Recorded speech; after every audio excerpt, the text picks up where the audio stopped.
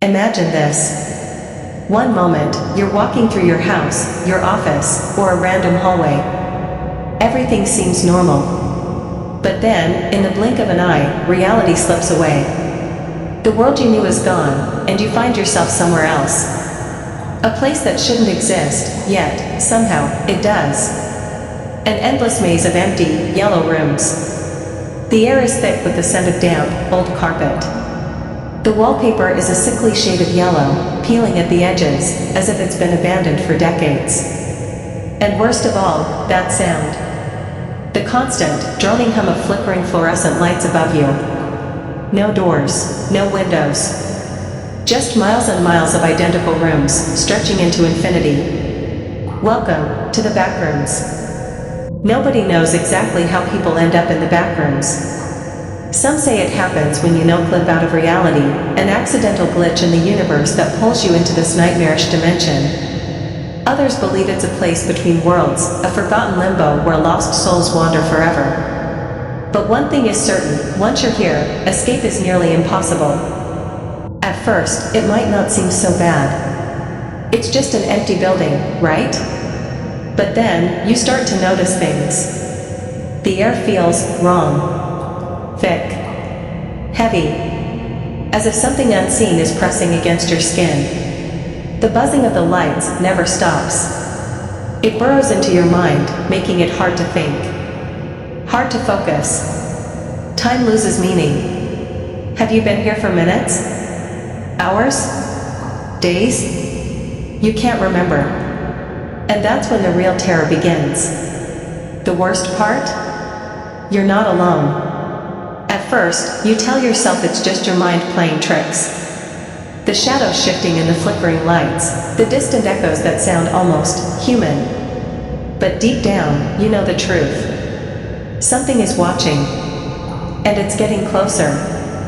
The backrooms aren't just endless hallways. There are levels.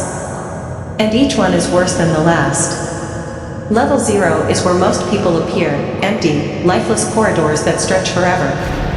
But if you're unlucky enough to wander too far, you might stumble into something much worse. Level 1, the lights are dimmer, the air is damp, and the walls seem to move when you're not looking. Level 2, long, industrial tunnels filled with an unbearable heat, and something lurking just beyond the flickering lights. And then there are the unknown levels. Places no one has returned from, places where the air itself feels hungry. People have tried to escape. They've run for miles, marking walls, leaving notes, screaming for help. But the backrooms don't work like reality. The hallways shift. Time bends. You might walk in a straight line for hours, only to end up right where you started. And if you stand still long enough, you might hear them. The ones who've been trapped here before you. Some are still human. Others, not anymore. The further you go, the more the walls seem to stretch endlessly. The monotony is numbing, but the real horror isn't the infinite yellow rooms, it's what lurks within them. There are reports of entities, shadowy figures that stalk in the distance, watching from doorways or slipping silently behind corners. Some claim to have heard whispering voices, murmuring just beneath the hum of the lights. Others speak of something worse, something that doesn't just watch, but chases. One of the most infamous reports describes a creature known as the Hound. This entity is said to be humanoid but twisted, its limbs elongated, its face featureless except for a gaping maw that emits guttural, animalistic sounds. Those who encounter it rarely escape. Then there are the doorways. Some lead to dead ends, others loop back on themselves, but a few lead to places even worse. Deeper levels of the backrooms, where the air is thick and damp, where the walls shift and pulse as if alive. Some say that the deeper you go, the less human you become. Survivors, if they can even be called that, talk about losing time. Hours pass in seconds, or days stretch into eternity. Hunger and thirst are distant concerns, when reality itself is breaking apart around you. Some wanderers claim to have seen exit signs, glowing green beacons of hope in an ocean of despair. But when they run towards them, they find themselves right back where they started. Some say the entities aren't the only danger.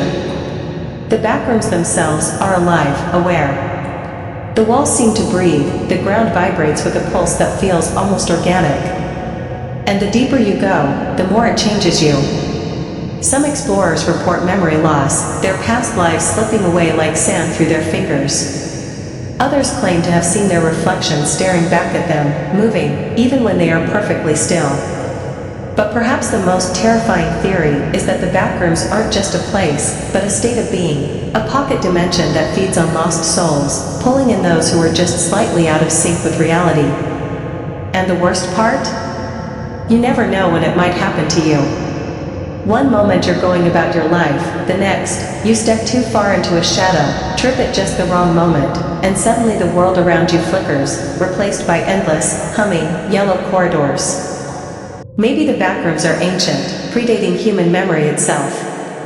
Maybe they are the remnants of something abandoned by a force far beyond our understanding. Some theorists believe that the backrooms are a forgotten fragment of a failed reality, a place discarded like a crumpled piece of paper, yet still lingering at the edges of existence. If that's true, then perhaps we were never meant to find it.